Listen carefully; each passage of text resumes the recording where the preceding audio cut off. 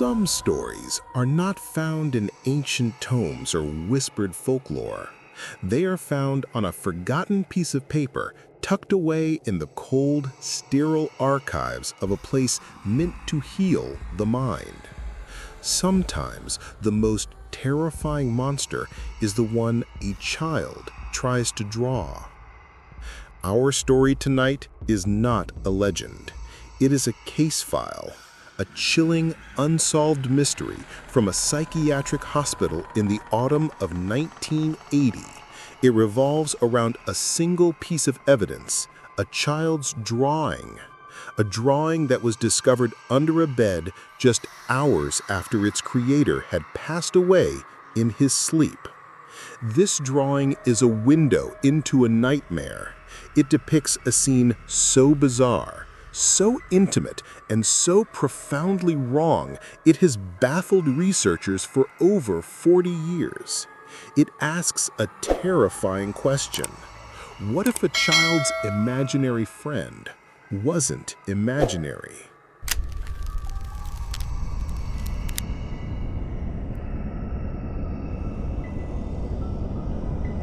The subject of our case file is a 9-year-old boy named Ronald Miller, or Ronnie, as the staff called him. In the spring of 1980, Ronnie was admitted to the Blackwood Pines Institute, a state-run facility for children with profound psychological trauma.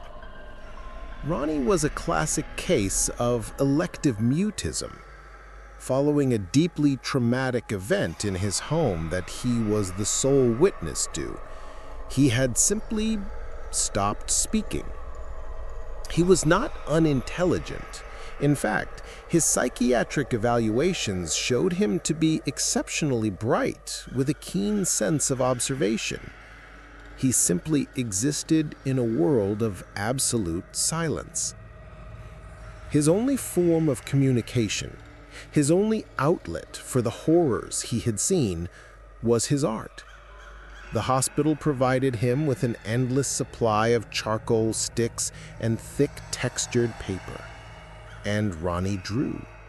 He drew constantly, obsessively.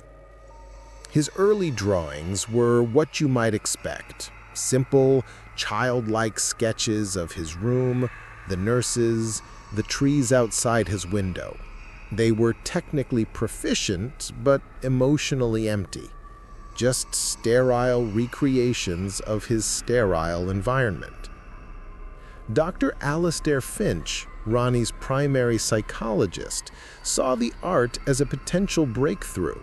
He encouraged it, analyzing each new drawing for a clue, for a crack in the wall of silence that Ronnie had built around himself. For months, the drawings remained the same: mundane, repetitive, lifeless. Until the night in July when the goat first appeared. It was a small detail, easily missed.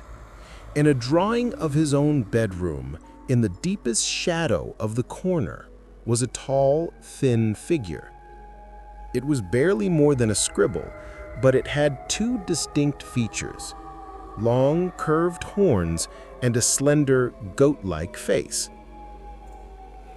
Dr. Finch noted it in his case file, believing it to be a classic archetypal manifestation of fear, a devil, a monster from a storybook. He saw it as progress. Ronnie was finally beginning to externalize his trauma. But the goat man kept appearing.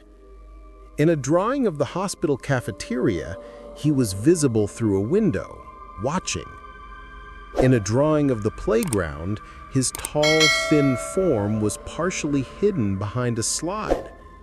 He was always distant, always observing. Then the nature of the drawings shifted. The goat man was no longer outside. He was inside. He appeared in a drawing standing in the hallway outside Ronnie's room. Then he was in the doorway. With each new drawing, the entity was getting closer. Dr. Finch grew more concerned. He asked Ronnie to point to the figure, to give any sign of what it meant.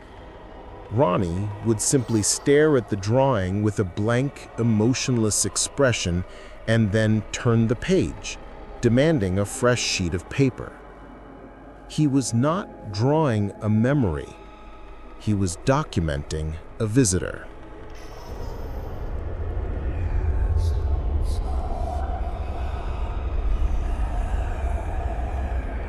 Through a combination of pantomime and a painstaking process of showing Ronnie different pictures and gauging his reactions, Dr. Finch began to piece together a narrative that was far more terrifying than any simple haunting. The entity in the drawings wasn't a monster that screamed or attacked. It was, according to Ronnie's silent testimony, a caretaker, a nightly visitor. Ronnie communicated that every night, after the nurses had done their final rounds and the hallway lights were dimmed, the man with the goat's head would emerge from the shadows of his room. He would walk to the small wooden visitor's chair in the corner, pull it up beside Ronnie's bed, and sit down. The creature wore, Ronnie indicated, a simple white hospital-style nightgown. Its hands were not hooves, but long, pale, and unnervingly human, with dirty, cracked fingernails. And every night, it would bring a book, a large, heavy book bound in black leather with no title on the cover, and it would read to him. This was the core of the horror. A demonic goat-headed entity was performing the most gentle of parental duties, reading a child a bedtime story. Dr. Finch pressed Ronnie, desperate to know what was in the book. What stories was it reading? Ronnie could not explain with words, but he tried with his art. His drawings became frantic, chaotic. They were no longer simple scenes. They were nightmarish landscapes, swirling vortexes of black and purple, cities made of bone, forests of writhing skeletal trees. And in every drawing, there were small, terrified human figures being herded or hunted by tall, horned shadows. The stories the goat was reading were from its own world. It wasn't just visiting Ronnie, it was teaching him. It was showing him where it came from. It was an indoctrination.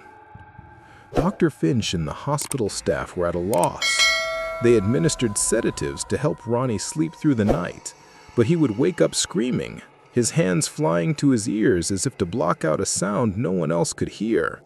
They left the lights on in his room, but the drawings the next morning showed the goat man sitting calmly in the bright light, its black eyes unaffected. They added an extra lock to his door, but the entity was not coming from the hallway. It was coming from the shadows themselves. Ronnie's physical condition began to deteriorate. He lost weight. He refused to sleep. The staff would find him at 3 a.m., sitting upright in his bed, staring at the empty visitor's chair, his eyes wide with a silent, exhausted terror. He was a prisoner in his own room, subjected to a nightly ritual he could not escape.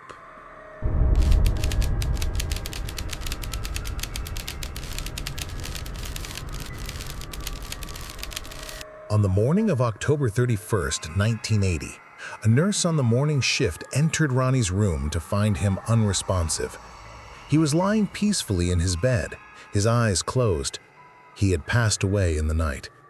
The coroner's report was inconclusive, listing the official cause of death as sudden cardiac arrest, a clinical term for a heart that simply gave up.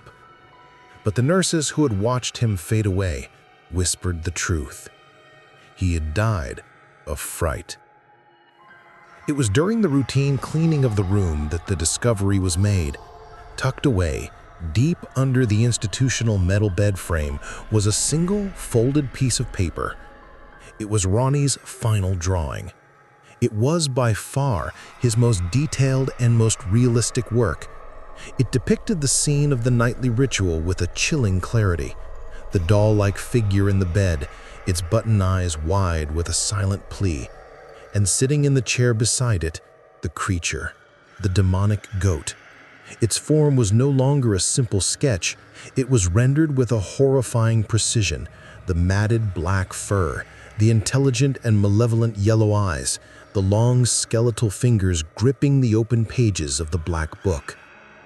But it was the caption, written in a child's shaky block letters at the bottom of the page, that served as Ronnie's final, heartbreaking statement to the world. It read, "I'd rather have a human read these nightly stories to me than a demonic goat." Read those words again. This was not a cry of terror. It was not a plea for help. It was a statement of profound, soul-crushing weariness. This was a 9-year-old boy who was no longer shocked or horrified by the demonic entity that visited his bedside every night. He was just tired of it. He was a prisoner who had grown weary of his jailer's routine. The horror had become mundane. The drawing was his suicide note. Not a note of intent, but a note of surrender. He had found the only way to make the story stop. The drawing from Ronnie's room remains one of the most disturbing artifacts in the annals of paranormal investigation. It was logged as case file number 1980, and the original is kept in a private collection. What was the entity that visited Ronnie? Was it a demon drawn to the trauma of a broken child? Was it a tulpa, a thought form created by the collective misery and fear within the walls of the asylum itself? Or was it something else, something older, a folk entity that resided in the dark woods surrounding Blackwood Pines, who saw a lonely, silent child and decided to adopt him? We will never know. All that remains is the evidence, a child's drawing, and a quiet, heartbreaking request, a plea for a normal bedtime story from a boy who was only ever read chapters from a nightmare. What do you think the entity in Ronnie's drawing was? And what stories do you think were written in its black book? Share your theories in the comments below. And if you appreciate these deep dives into true, chilling case files, please like this video and subscribe to the channel for more content that explores the darkness. Thank you for listening.